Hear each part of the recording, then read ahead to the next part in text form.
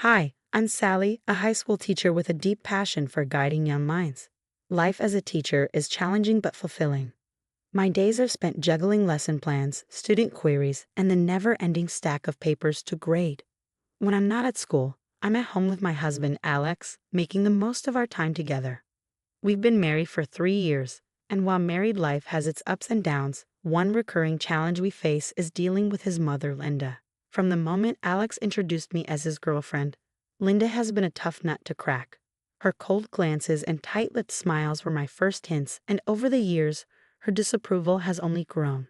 It has morphed into subtle digs and backhanded compliments, especially during family gatherings where we're often together longer than I'd like.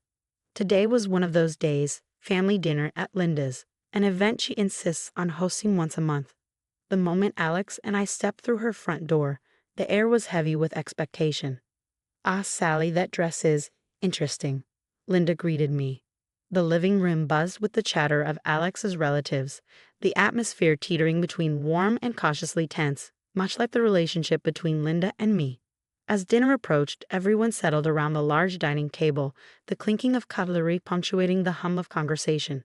When the dinner plates were placed on the polished wood, I felt every gaze in the room drift toward me. Linda set a distinct plate in front of me, a piece of fish with an unsettling smell. Beside me, Alex received a steaming portion of chicken, a stark contrast to mine. Hesitantly, I leaned closer to the fish, the odor growing stronger. "Linda, is there any chance I could switch to the chicken? This fish smells a bit off to me." "Sally, I made that fish especially for you, knowing you prefer lighter meals." "It's perfectly fresh," Linda replied, her tone sharp. Trying to keep the situation light, I chuckled nervously. "I really appreciate the thought, Linda, but I think it might have turned. Maybe there's some chicken left." Alex, sensing the tension, finally spoke up. "Mom, maybe Sally can just have some of my chicken." Linda shook her head, dismissing Alex with a wave of her hand. "No, she needs to eat what's been served to her." "Sally, you're being incredibly rude and ungrateful. Just eat the fish." Murmurs filled the room as relatives exchanged glances. Uncle Joe, seated across from me, tried to mediate with a forced smile. "Sally, maybe it's not as bad as you think. Just a small bite, huh?" Feeling the weight of the room's expectations, I picked up my fork and sliced a small piece of the fish. The texture felt wrong, and my heart raced as I brought it to my lips. "See everyone, she's doing the right thing," Linda commented, a sharp edge to her voice. I placed the fish in my mouth, and the taste was as bad as the smell. My face contorted involuntarily, and I struggled to swallow. Under the table, Alex reached out, placing his hand over mine, his concern palpable. Immediately, I felt my stomach churn. Excusing myself, I stood up abruptly, the chair scraping loudly against the floor. "I'm sorry, I need to step out for a moment." In the bathroom, the small bite I had taken rebelled, and I was violently sick. The sounds of my distress echoed faintly, a stark contrast to the muffled conversations outside. When I returned, pale and shaken, the room split into two. Aunt Mary, a kind soul, looked at me with sympathy. "Are you okay, dear? You look pale." But Linda's voice cut through any murmur of concern. Dramatic as always, Sally always has to make a scene.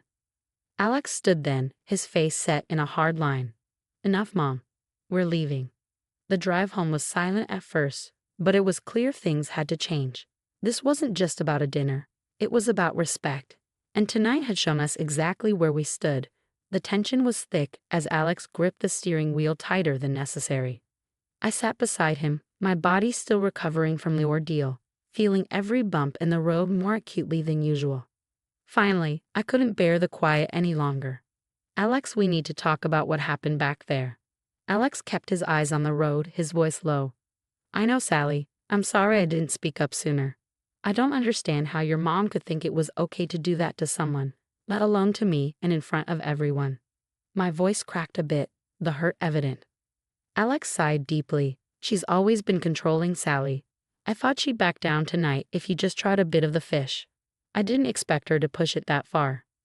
"That's just it, Alex. It's not just about the fish. It's about respecting me. Us. Every time we let it slide, it gets worse. Where does it end?"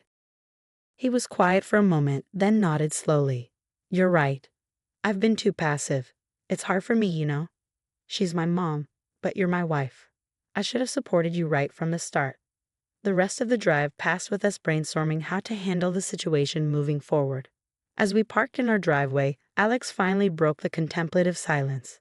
I'm going to call her tomorrow, Sally. It's time I set some boundaries with her. This can't go on, not if we want to have peace in our lives.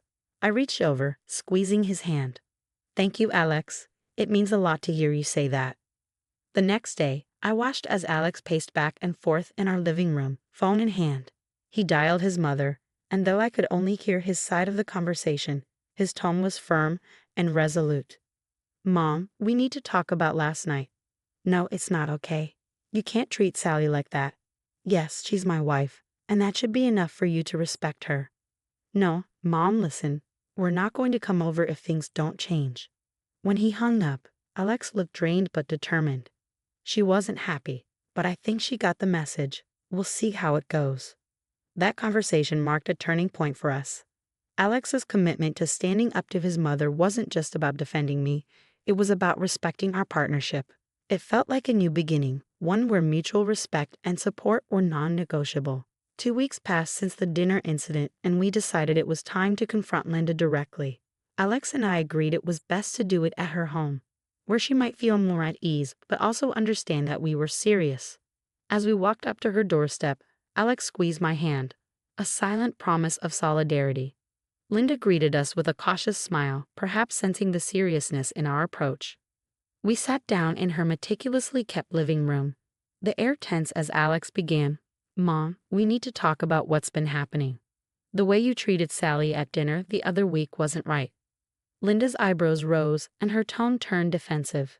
I treated Sally just fine. She was the one making a scene over a little fish. I took a deep breath, ready to assert myself. Linda, it wasn't just about the fish. It's about how you've been treating me since Alex and I got married. I felt disrespected and unwelcome. Linda scoffed, shaking her head. This is just you being sensitive. I've always been straightforward. If you took offense, that's not my problem. Alex's voice grew firmer, a stark contrast to his usual calm demeanor. It is your problem when it affects my wife and our marriage. You need to understand, Mom, if this continues, we'll have to limit our visits. The conversation paused as Linda processed this. You're threatening me in my own house now? No, Mom, it's not a threat. It's us trying to make sure our family can be together without constant tension. We want you in our lives, but not at the cost of our peace. Just then, Aunt Marie, who had been quietly listening from the kitchen, stepped in. Linda, I've noticed how you treat Sally. Maybe it's time to reflect on that. They're right to set boundaries. Linda looked taken aback, her gaze flickering between me, Alex, and her sister. Well, I just don't see it. Alex continued, we've decided that future family gatherings will be at neutral places where everyone feels comfortable. We think it's best for everyone. Linda sat back, her features tightening as she absorbed this new reality. After a long moment, she nodded slowly. If that's what you need. As we left, Aunt Marie followed us out, whispering, You did the right thing. Things needed to be said. Driving home, the weight of the confrontation still hung over us. But there was a sense of accomplishment too. We had not only stood up for our relationship, but had begun shifting the family dynamics, hopefully for the better. Aunt Marie's unexpected support affirmed that not everyone saw things Linda's way, and that gave us hope. Months rolled by since our confrontation with Linda, and the change in our family dynamics was clear. We were on our way to the first family gathering at a local community center, a neutral ground where Linda had less control, and everyone could feel more at ease. As Alex drove, I noticed the ease with which he now spoke about his mother. I never realized how stressed I was about Mom's behavior until we faced it head on. It's like I can breathe easier now. I smiled, looking out the window. I feel the same. It's been a tough journey, but I'm proud of us for how we handled it. At the gathering, the atmosphere was noticeably lighter. Relatives mingled, laughing and chatting without the usual tension in the air. Linda arrived, her demeanor subdued, and for the first time, she greeted me without a hint of disdain. Sally, I brought some of your favorite cookies, Linda said, a small olive branch that I accepted with a nod and a thank you. As we sat down for dinner, the conversation flowed more freely than it had in years. Alex's cousin Tom leaned over the table, whispering loudly enough for a few heads to turn. You two really shook things up, huh? It's a nice change. Alex laughed, a genuine sound. Yeah, it was about time. We all deserve to enjoy these gatherings, right? Driving home, Alex reached over to squeeze my hand. Today was good. I think we're moving in the right direction. I agree, I replied, feeling a sense of accomplishment. We've come a long way, not just with your mom, but with each other. Standing up for our marriage has made us stronger. Alex nodded, the streetlights flickering over his thoughtful face. It's not going to be perfect overnight, but it's a start, a good one. As we pulled into our driveway, the feeling of a fresh start was undeniable. We had not only navigated a difficult family conflict, but had come out stronger on the other side. Future gatherings would likely still have their challenges, but with our newfound strength and understanding, we felt ready to face them together, with cautious but real optimism about what lay ahead. That's the end of our story. Now, I have a question for you all. How would you handle a situation where a family member consistently disrespects you in front of others? Would you confront them or choose peace over conflict? Let me know your thoughts in the comments below. If you found this story insightful, please hit the like button and subscribe to our channel.